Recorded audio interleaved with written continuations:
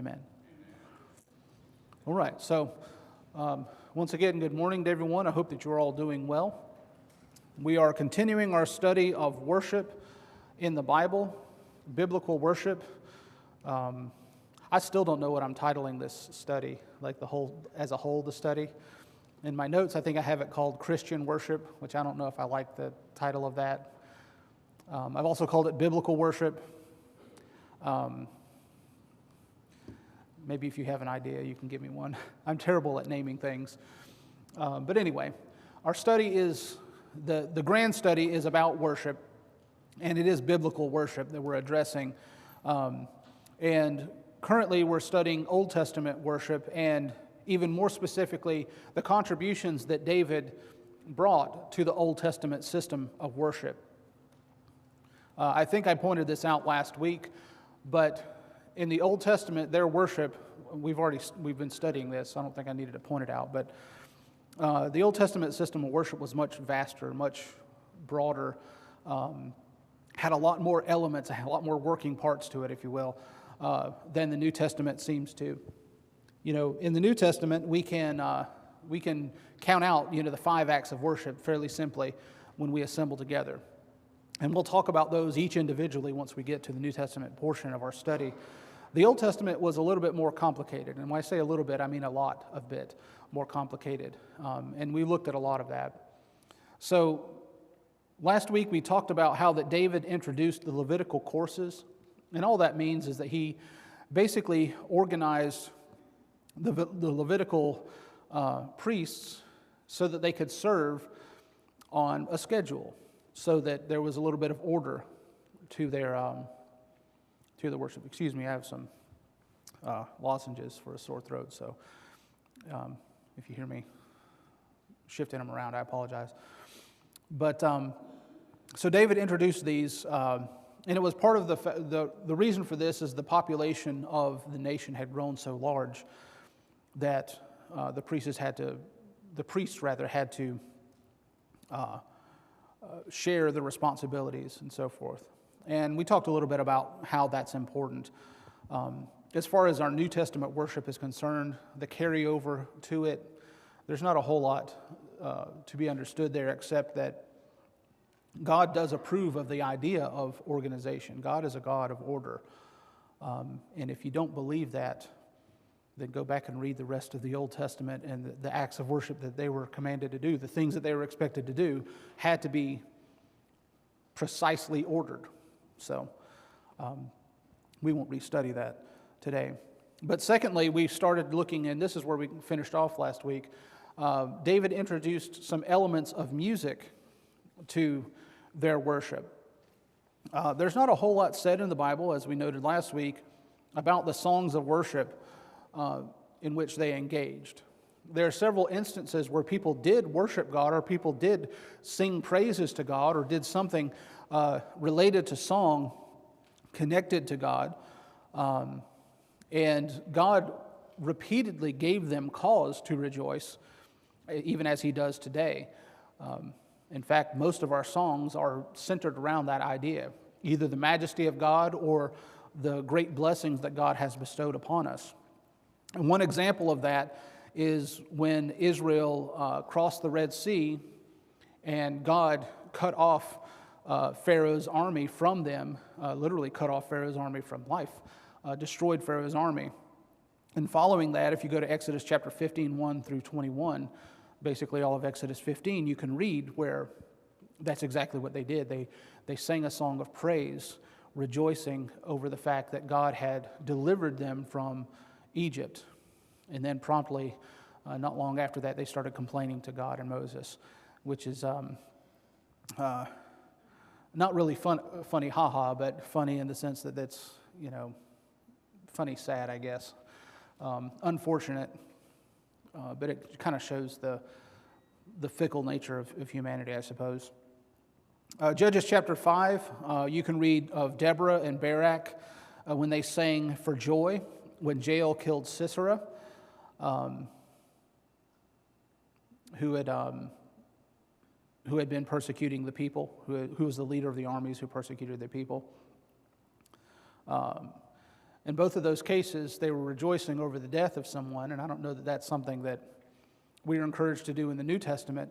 But I also want to point out that those were not worship assemblies. Those are spontaneous responses to a blessing that God had given. And I think, if nothing else, there's a lesson to learn from that.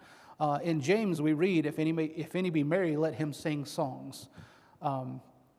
And I think that's a good thing. That if you're happy, you should sing. If you're happy, you should praise God. You should be grateful, and you can sing songs. And sometimes we'll do that, right? You know, if you're happy, you'll listen to a happy song, or you'll listen to music that just makes you even more happy. Sometimes if you're sad and you listen to good music, it can make you happy. It can help turn your attitude around. But I think there's a lesson there that our response to God's blessings should be proclamations of joy, whether it be singing, whether it be prayers, or what have you. So there is a lesson in that. But when we get to David's contribution specifically, we can read about David being a player of an instrument. He used a harp to soothe Saul when an evil spirit troubled him. 1 Samuel chapter 16, verses 18 through 23. Let's go ahead and read that one. 1 Samuel 16, 18 through 23.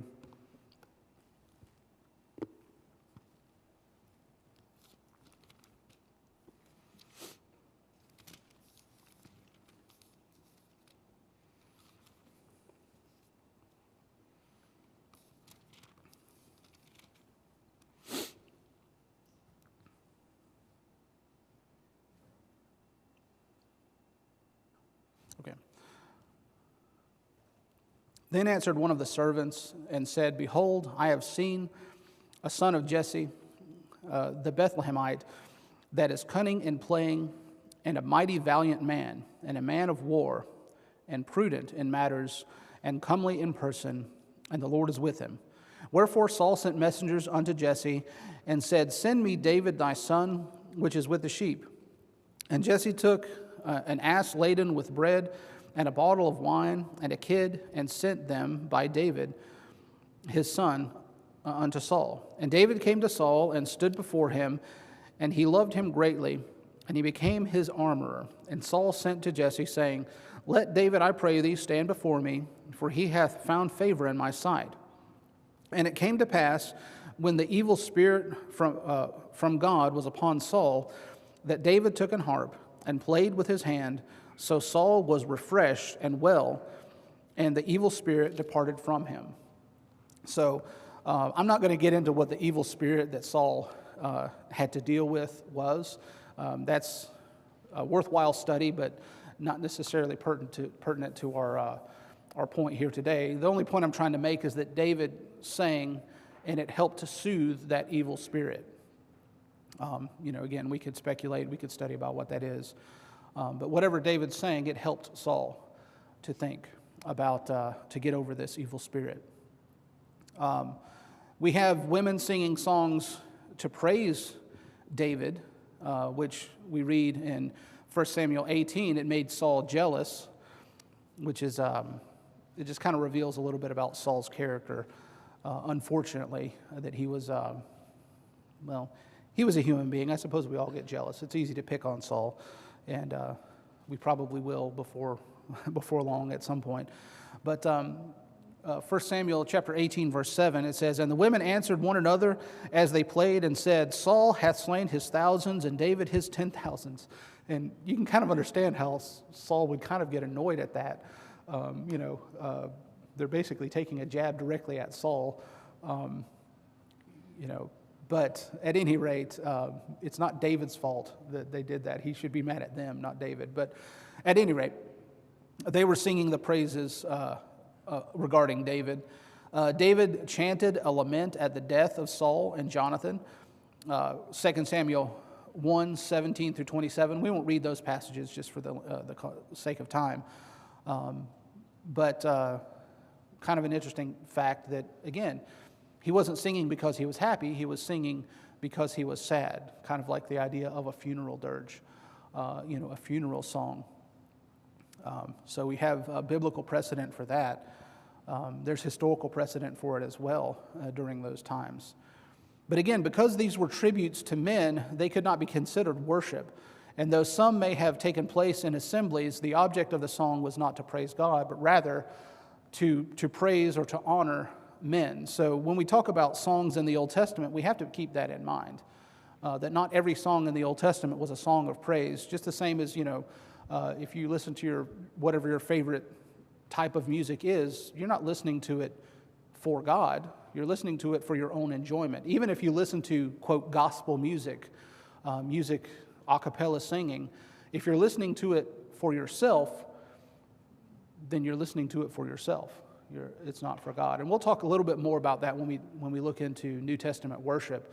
And something that I will keep coming back to, I haven't mentioned it recently, but something that is important to remember that worship is always intentional. You have to choose to worship. It's something you decide to do. You don't do it accidentally.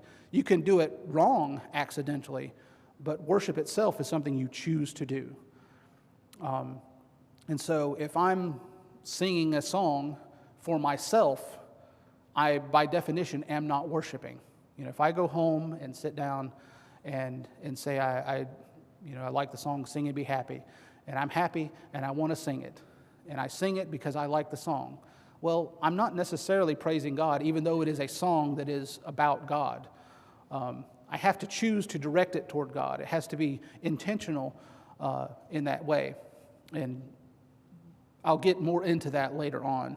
But I think part of what we've been seeing all throughout our study is the fact that God has been directing worship, and He instructed them to do specific things in specific ways because it had to be intentional.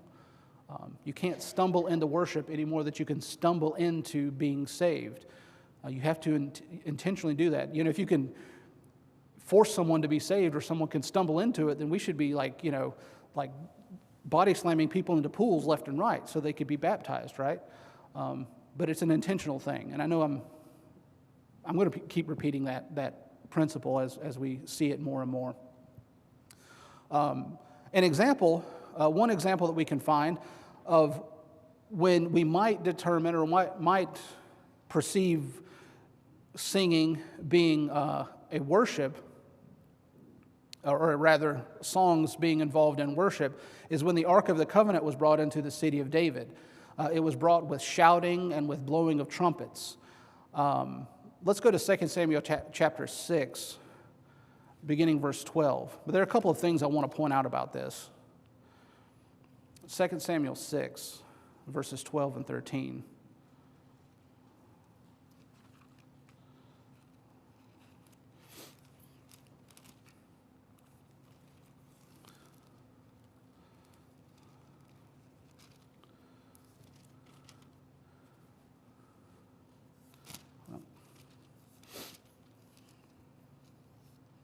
Second Samuel 6, 12 and 13. And it was told King David, saying, the Lord hath blessed the house of Obed-Edom and all that pertaineth unto him because of the ark of God.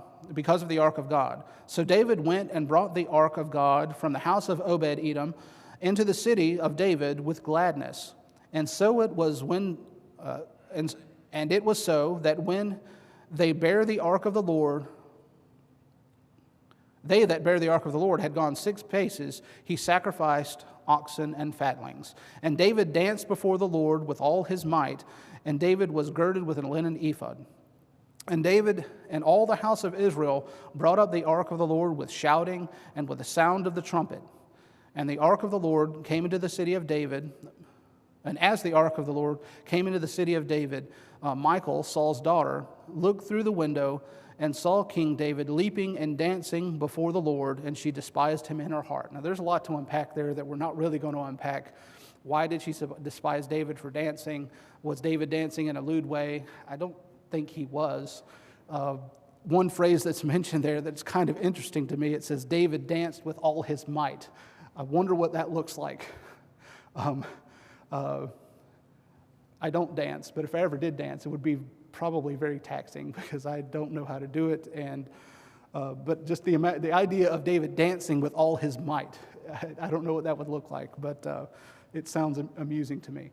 But a couple of things to point out. It says when they brought the ark into the city of David, that the people shouted. Let me find the passage here. Verse 15, with shouting and the sound of the trumpet. Does that sound like music? I should rephrase that because there's a lot of modern music that has a lot of shouting. There's a whole genre of music that's just people shouting and growling into microphones. The reason I bring this up is because shouting isn't singing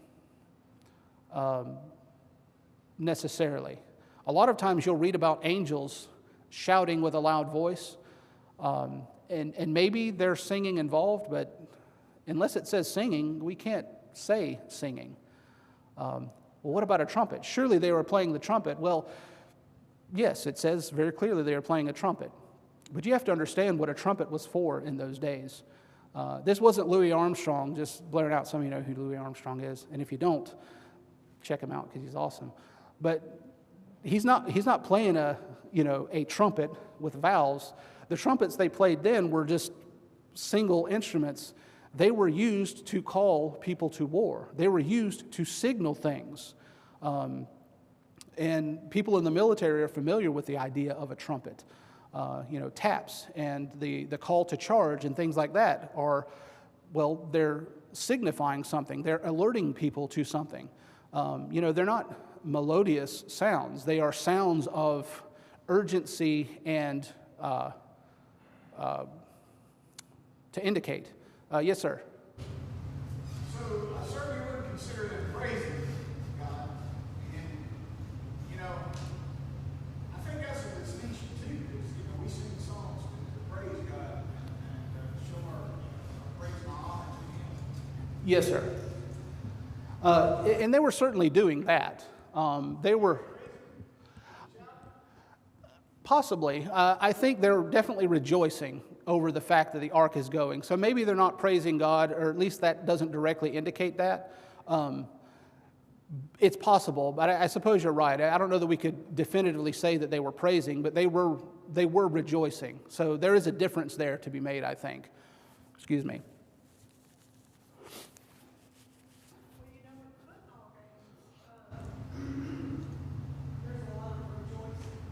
Yes. To me, someone who does not enjoy it is nothing but their calling. It's, yes.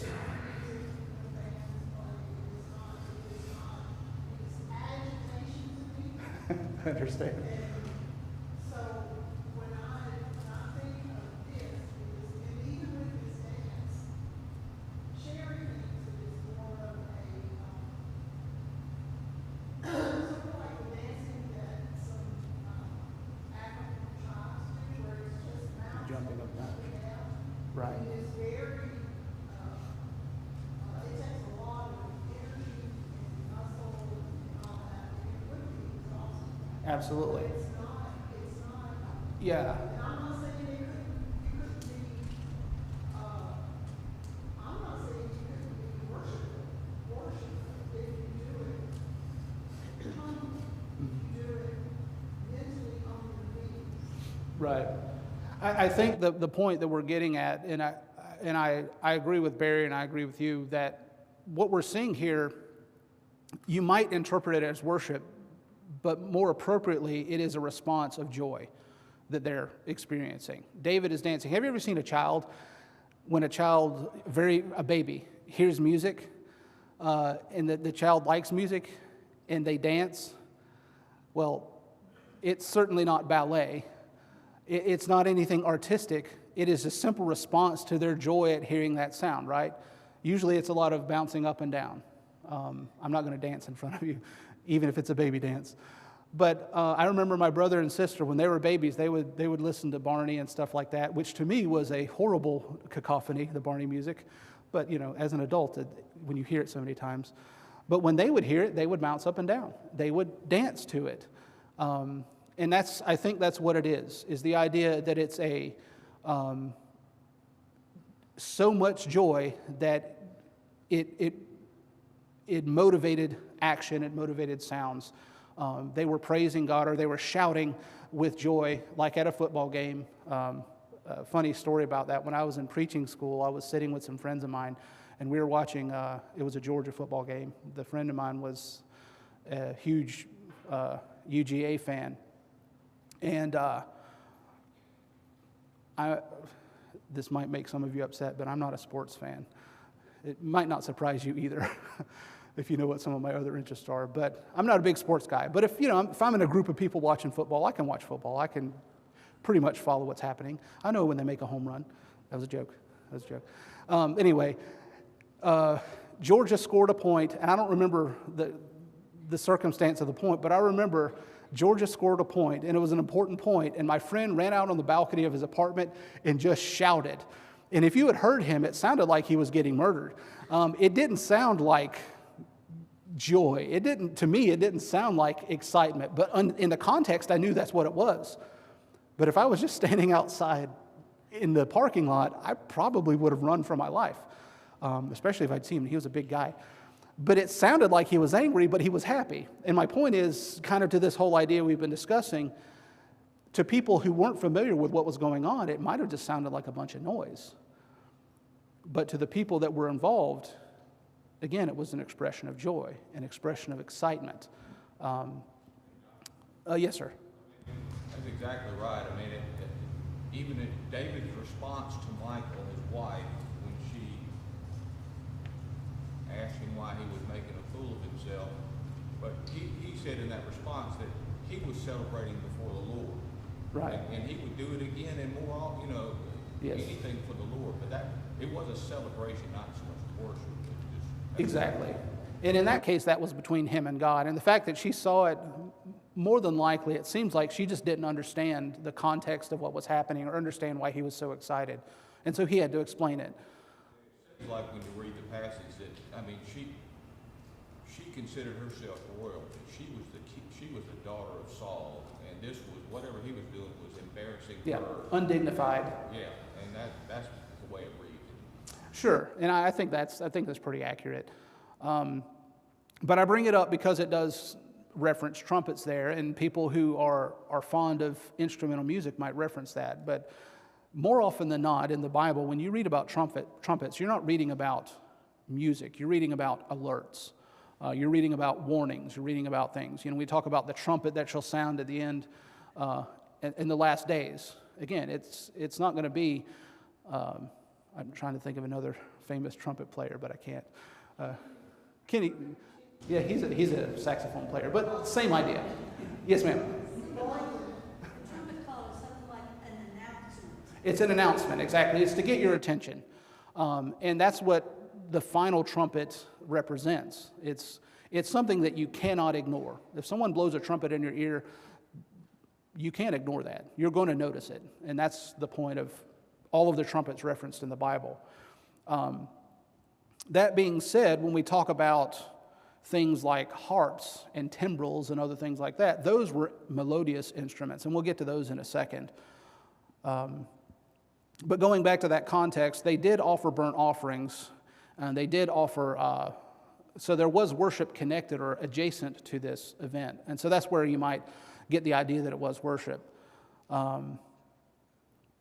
As we read there, David danced during this time. There are other passages that we can read where David danced for joy, but I wouldn't necessarily connect that with worship per se. Perhaps personal rejoicing, personal joy, but not necessarily an act of worship as we would consider it connected to the New Testament system. There are some people who would argue for dancing and worship in New Testament times, but there's no New Testament authority for it. And I'm going to get to that point a little bit later. But moving on, David took Zadok and Ahimelech and divided the responsibilities of the priests and Levites, and involved in that were some things. 1 Chronicles chapter 24, verses 3 through 5, if you want to read along with me. And David distributed them, both Zadok and the sons of Eleazar, and Ahimelech of the sons of Ithamar, according to the offices of their services. So this is him kind of organizing their worship or their work. And there were more chief men found of the sons of Eleazar than of the sons of Ithamar. And thus were they divided among the sons of Eleazar. There were 16 chief men of the house of their fathers, and 8 among the sons of Ithamar according to the house of their fathers. Thus they divided by lot, one sort with another, for governors of the sanctuary and governors of the house were the sons of Eleazar and the sons of Ithamar. And I don't know why I put that verse in there, because it doesn't mention anything about singing. So that is, you just got to hear some extra Bible. My apologies there. I was thinking I was making a point about this, but I think I may have given you a wrong reference. So I think this should have been tied in with the idea of David ordering the groups, and I just put it in the wrong spot. 2 Chronicles 29:25, that's where we should be going. 2 Chronicles 29:25, David, Gad, and Nathan, the prophet, arranged for singers and instruments of music. And this is where we get into David introducing music directly to, again, is it worship to God or is it something else? And that's what we're going to talk about here for a few minutes. 2 Chronicles 29:25.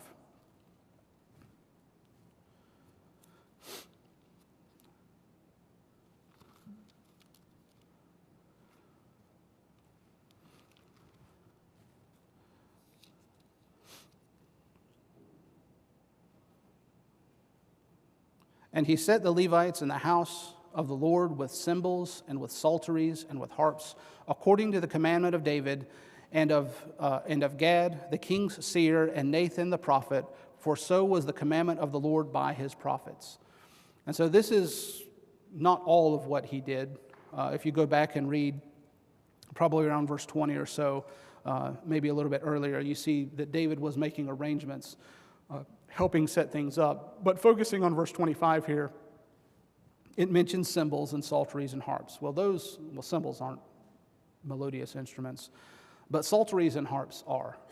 Those are instruments you can play melodies on. Instruments of music nonetheless. And so some interesting things we see from this verse, and we'll look at it a little bit more. If you go to verse 26, and the Levites stood with the instruments of David and the priests with the trumpets. And so we can kind of see this connected with the Levites, who were the facilitators of worship during that time. And so there were special groups that did the singing, which did not include the whole congregation, but they arranged these instruments of music. Nothing else is said about the worship activities in assemblies except that the sacrifices and offerings were made. If you continue on, if you look at verses 21 and 22 and continue on. But it seems as though these were only done in special occasions. We're not told whether the whole congregation sang or prayed together outside of the feast or these special events. And so, but we do see that God did instruct them to do that. Verse 25, it says, so was the commandment of the Lord by his prophets. So for those who try to insist that God authorized instrumental music in the Old Testament, there you go. Is that okay? Absolutely. And I'll get to this point a little bit further. I'm going to hammer it very firmly into the ground, I think. You know where I'm going with this, though. Emphasis Old Testament, if you want a spoiler. But God did instruct David to do this. But it's an interesting fact that it's always connected to David. David's always the one who's attributed to having, well, let's just look at the passages. Verse 25, David is the one who is mentioned, who is introducing it. Notice verse 27, 2 Chronicles 29, verse 27, it says, and Hezekiah commanded to offer the burnt offering upon the altar. And when the burnt offering began, the song of the Lord began also with the trumpets and with the instruments ordained by David, king of Israel. So the trumpets most likely would have announced this, but then the instruments, but notice it says ordained by David. The previous verse says that God authorized it. It was okay. But notice it points back to David. You would think it would say it would point to God, ordained by God. The idea here is that David introduced it. God didn't introduce it. Or at least that's the impression that I get from this. It makes you wonder, and I don't remember ever reading it, but if you went back to Exodus and Leviticus to the law that was handed down to Moses, is musical instrument in the worship of God ever mentioned or talked about? I don't think so. Absolutely. That's just to repeat what was said there. If you go back to the commencement of the law, you don't have any. I'm paraphrasing what you said. If I misdo, tell me. But if you look at the commencement of the law, you don't see any reference to the use of instruments. This was introduced by David, ordained by David, approved by God, allowed by God. Certainly, we cannot deny that. It says it right there. But it was ordained, introduced by David. Notice a couple of other passages that help to solidify this idea. David himself made this claim that he's the one who introduced it. First Chronicles chapter 15, verse 16. And David spake to the chief of the Levites to appoint their brethren to be the singers with instruments, psalteries and harps and cymbals, sounding by lifting up the voice of joy. Notice it says David spake unto them. It doesn't say the Lord spake unto them. The Lord guided them. Now you might determine that the Lord guided David to speak that, and I suppose you could take that conclusion, but it doesn't say that. It just says David spake unto them. 1 Chronicles 23:5, moreover 4,000 were porters, and 4,000 praised the Lord with the instruments which I made, said David, to praise therewith. Notice David said, I said, which I made, said David. The writer of Chronicles also gives David credit for bringing the mechanical instruments in, for introducing them. 1 Chronicles 25, verse 6, and these were under the hands of their father for song in the house of the Lord, with cymbals and psalteries and harps, for the service of the house of the Lord, according to the king's order to Asaph, Jeduthun, and Heman. So, who's the king? David's the king. 2 Chronicles 29:25. I just read that one. I think I duplicated the same verse. We have 25:6, 1 Chronicles 25:6, and 2 Chronicles 29:25, and in my notes I copied the same verse. So, but moving on. The prophet Amos said that David invented the use of mechanical instruments, and this one's interesting. So let's go to Amos chapter 6, verse 5. This one, to me, is very telling. If you're not familiar with Amos the prophet, he was the country prophet that went to preach in the city church. If you'll excuse the terminology there. He was a man from Tekoa. He was a country fellow, but he was sent to Israel, the northern kingdom, to preach to them about their decadence, about their deviation from God's way. And he's the one famous for calling those women kine of Bashan, which I can't help but laugh at. He called the women cows. Not just cows, but big cows, because the kine of Bashan were big cows. He can get away with it because God inspired him, but I just find it interesting. His whole point that he's making about this is that they had become so fixated on their decadence, on their personal desires, on their materialism, that they had turned away from God. And he repeatedly criticizes them for this. Of course, God, through him, does that. But verse 5 of Amos chapter 6, he says, well, let's just read. I'm going to read verses 1 through 6, if you'll allow me here. He says, woe unto them that are at ease in Zion, and thrust in the mountain of Samaria, which are named chief of the nations, to whom the house of Israel came. Pass ye unto Calneh and see, and from thence go to Hamath the great, then go down to Gath of the Philistines, Be they better than these kingdoms? He's basically referencing other nations that have fallen because of their wickedness, if I'm understanding correctly. Or their border greater than your border?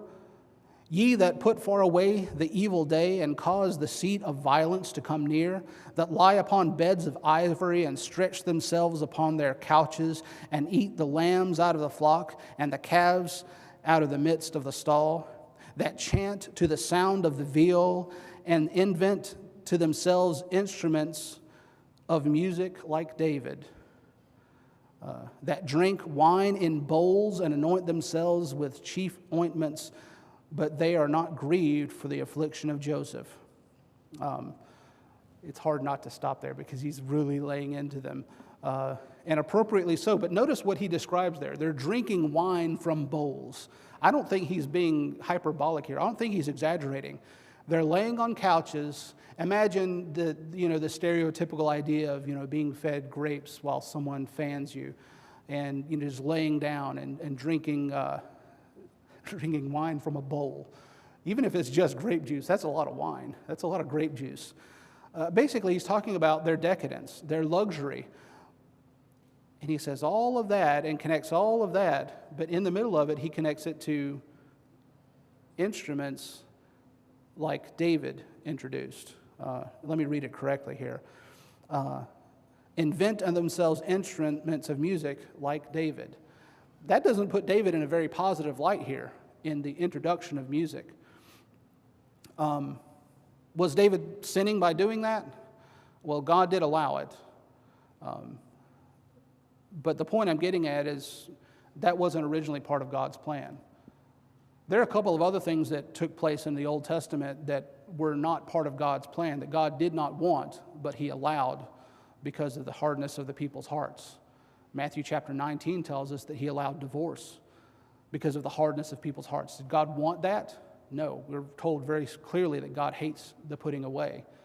So God did not want that, but he allowed it. He tolerated it. He put up with it. Polygamy. He allowed it in the Old Testament. Did he want that? Was that always the way that it was supposed to be? No. Again, Matthew chapter 19 teaches us that. Always supposed to be one man, one woman. And so the fact that God allowed David to have instruments, it doesn't really have any precedent for us today. Yes, sir. I try to hold them when you're out teaching and everything, when they can hold with the scripture where they were using this been used. I try to get close as I can. I said, well, just as a school master, and most of us learn from the Old Testament, Dr. Victor saying this state that my youth children real for it. And I said, well, you're just going to take for what it was. Now, David didn't die for him. Jesus Christ one died. And that's how we're going to be saved. But then, too, when you do that music, it's beautiful. And when I was up north, up there on about a time, I went to different congregations and everything, and I'm telling you the truth, you're going to run into some bad stuff. People that overseas and all the church and everything use instruments music. So I just want you to know, when I was on going, I could give it the elder as such. Even though he don't do very much good, but ain't no time to sit around with God, boy. Be serious, just be serious. All right. God loves you. You're supposed to love God, and God will save you. That's right. So, a couple of things to point out is the things that we see in the Old Testament are for our learning, right? Romans 15:4. For whatsoever things were written aforetime were written for our learning, that we, through patience and comfort of the Scriptures, might have hope. The things that we read there are to help us to understand God better, to understand ourselves better. Did God allow David to have instruments? Sure.